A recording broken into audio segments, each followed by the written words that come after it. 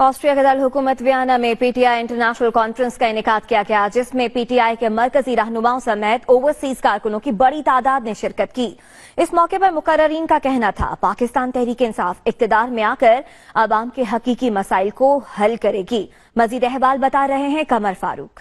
Vienna में PTI international conference का इनेकाद किया गया, जिसमें बरतानिया के सदर रियाज खान और पीटीआई फ्रांस के साबिक सदर उमर रहमान, रुकने कौमी असम्बली मुराद सईद खान, साहबजादा जहांगीर और दीगर मकामी रहनुमाओं और कारकुनों ने बड़ी तादाद में शिरकत की। इस मौके पर पार्टी रहनुमाओं ने तंजीम साजी का जायजा लिया और अहदेदारों और कारकुनों को आइंदा इलेक्शन से पहले भरपूर अंदाज में तैयारी मुकम्मल करने की हिदायत दी।